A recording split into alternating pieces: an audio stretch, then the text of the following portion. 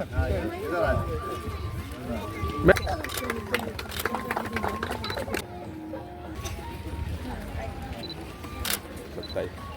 Madam sir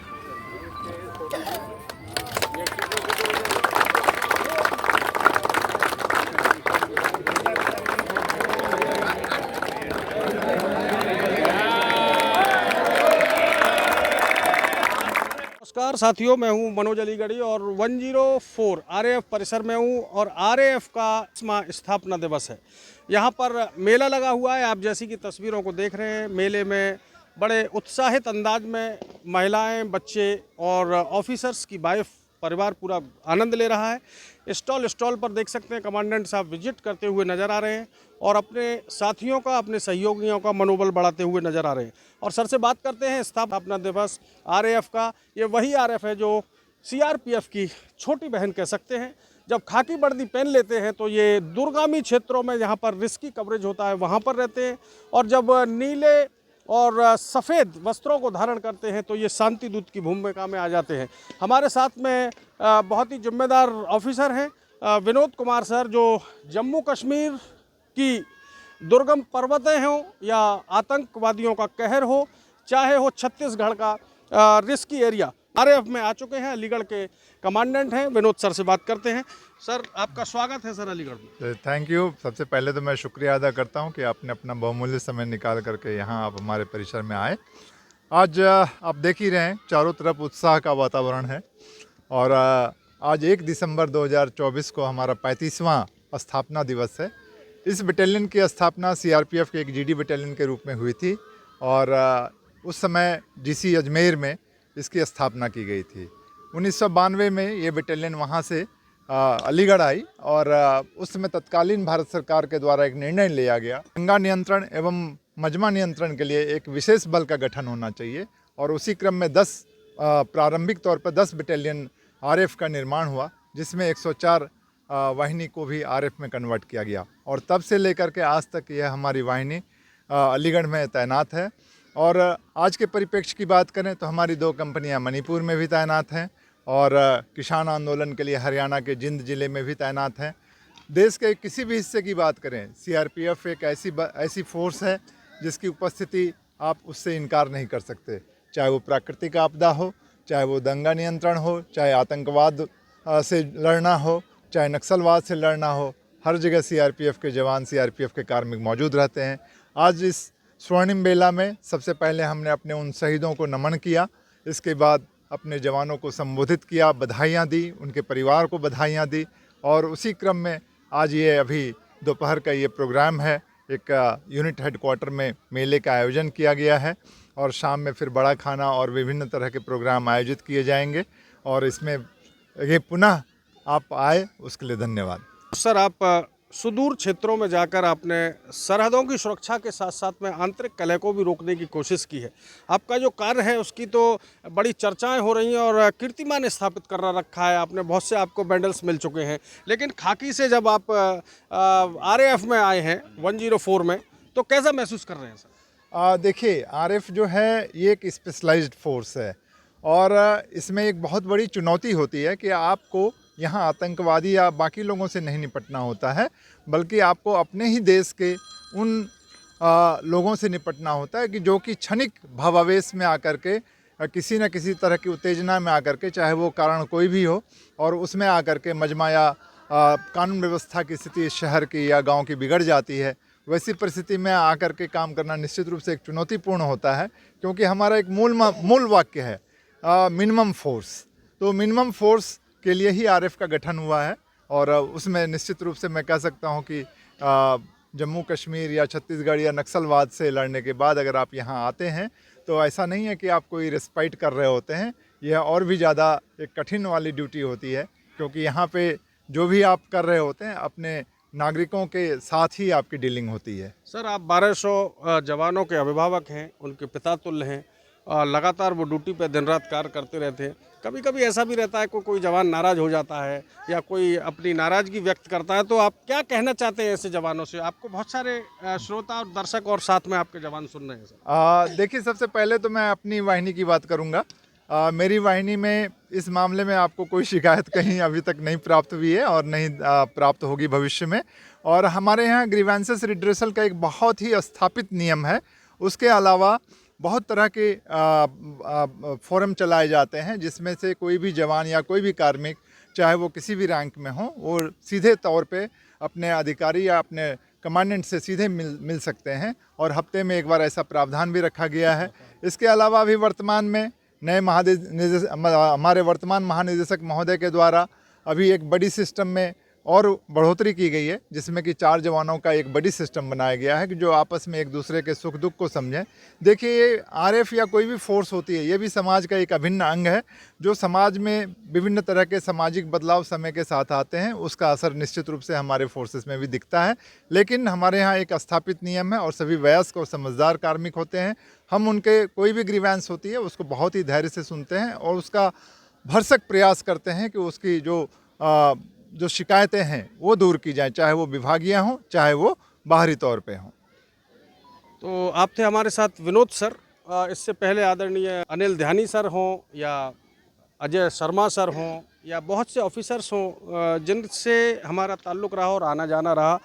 उसी क्रम में एक हमारे बीच में अध्यक्ष जी हैं, काबा की अध्यक्ष, जिनसे हम बात करेंगे, जो अक्सर फोर्सेस के फैमिलीज़ के जो भी जन सरोकार से जुड़ी हुई बातें रहती हैं उनके लिए जिम्मेदार पद हमेशा रहते हैं। जो भी कमांडेंट साहब की मैडम रहती हैं वो इसकी अध्यक्ष रहती है। तो आइए मैडम से बात करते हैं और जानते हैं अलीगढ़ भूमि में मैडम आपको आकर कैसा महसूस कर रहा है। बिहार से आपने लिट्टी चोखा तो खाया, अलीगढ़ का क्या बेहतरीन आपको आनंद कर देने वाला व्यंजन लग रहा है?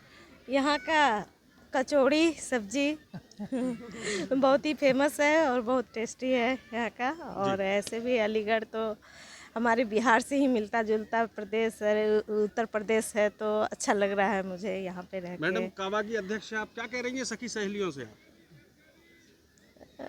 मैं उनका जो भी प्रॉब्लम होता है उनको सुनती हूँ और सखी सहेली के साथ जो भी है एंजॉय करती हूँ। जो फेस्टिवल है, चाहे अभी मेला लगा हुआ है, वो ये सब। क्या नाम है मैडम? संगीता। आप थी हमारे साथ में संगीता जी। जब मैडम शूटिंग करने की कोशिश कर रही थी एक बैलून पर, तो जवान इतना प्रसन्न हुआ कि मैडम ने जैसे ही निशाना साधा तो वो बैलून को पास में ले आया और मैडम का अचूक निशाना बिल्कुल गुलाबी कलर का गुब्बारे को ध्वस्त कर दिया। मैं हूं मनोज अलीगढ़ी, यूं ही मिलता रहूंगा और सीआरपीएफ के जवानों की या देश की सरहदों की सुरक्षा करने वालों की हमेशा हम इसी अंदाज में सेवा करते रहेंगे। आपका बहुत बहुत धन्यवाद।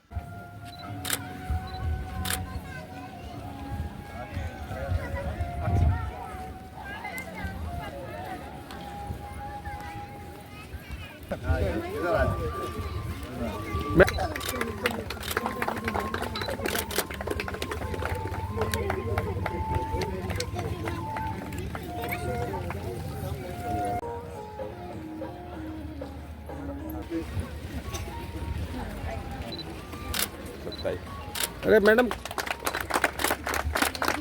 अभी नहीं उड़ाना।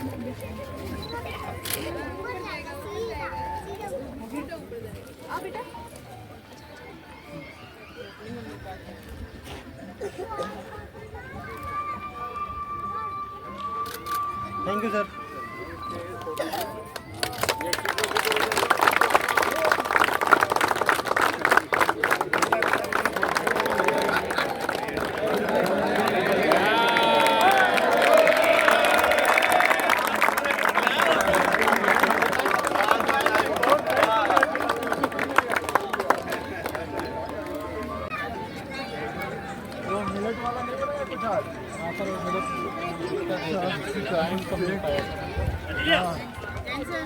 ये बिहार का मेला बिहार के हैं तो बिहारी तो आप ही बता पाएंगे कैसा बनाए। बढ़िया, बाद में खाते हैं, बाद में खाते हैं। छोले भटूरे जी सर। चलो गुड, हाँ चलो बढ़िया। क्या रेट रखा है? 50 रुपये सर। चलो गुड।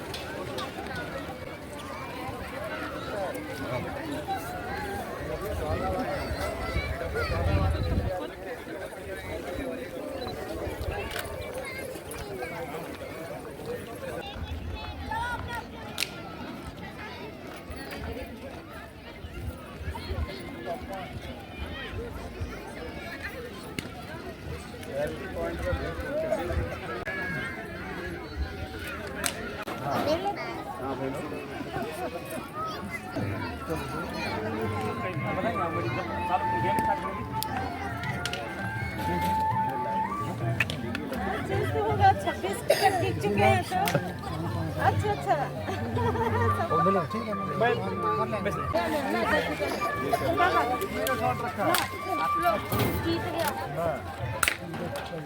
और कई खेल जीते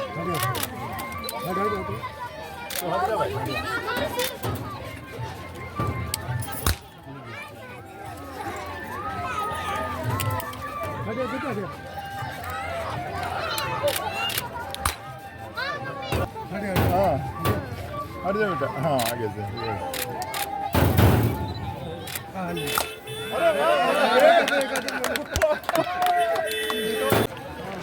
जब यहाँ पे एंड करेंगे तो एक बार बुलवा देंगे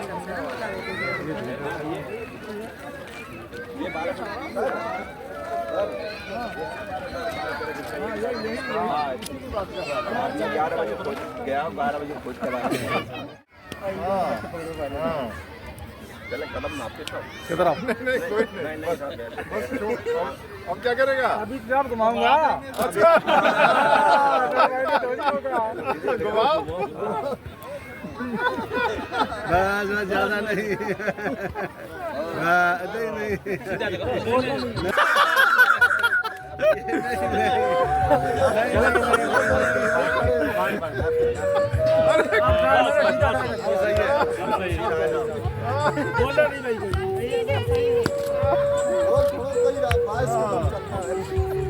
ओए हट जाओ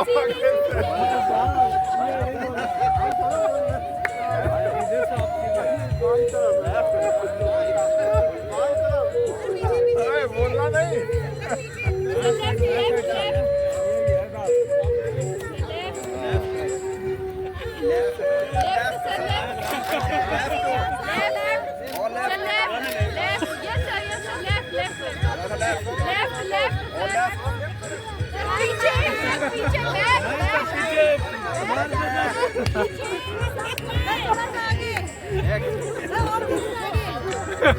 मार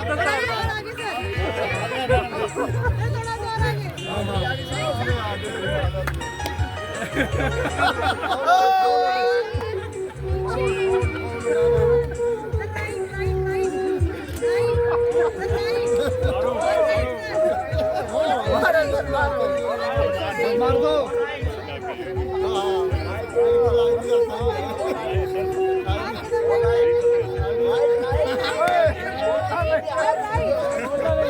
लेफ्ट लेफ्ट बहुत लेफ्ट चलो मार दो बहुत मार दो मार दो मार दो आगे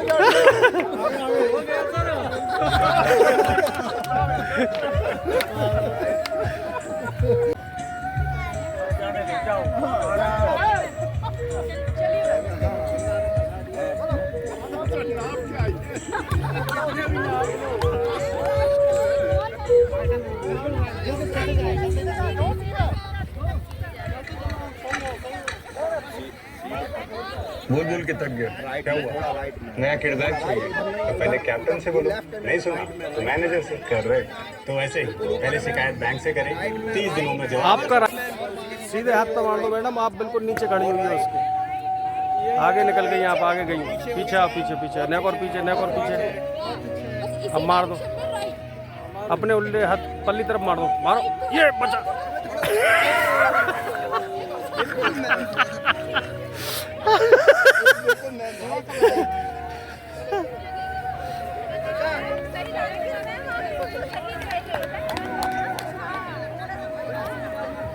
बस छोड़ दो।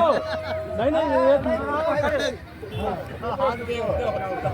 इतना तिरछा क्यों?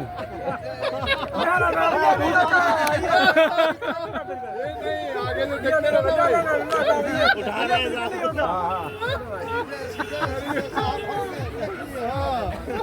ना कान में क्या बता रहे हो? आप दूर हटो। ना ना आप दूर हटिए साहब। नहीं मैं बिल्कुल नहीं, वो भाई बंदी कोई नहीं। हाँ राइट में देख रहे हैं दिखाई दे रहा है सर मार दो क्या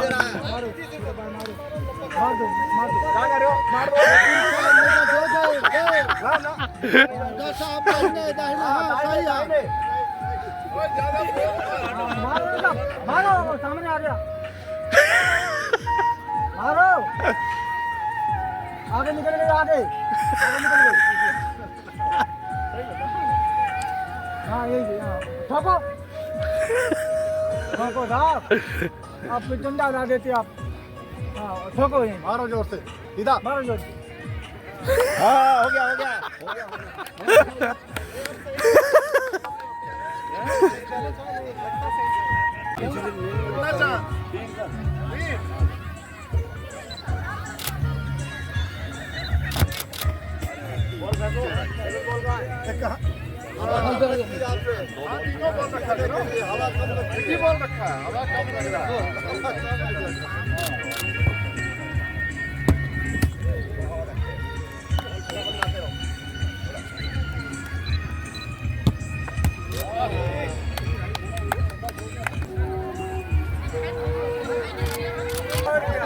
इसको ले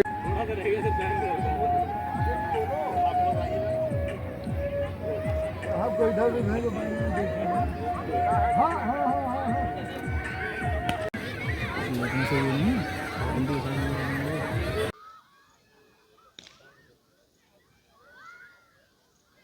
हाँ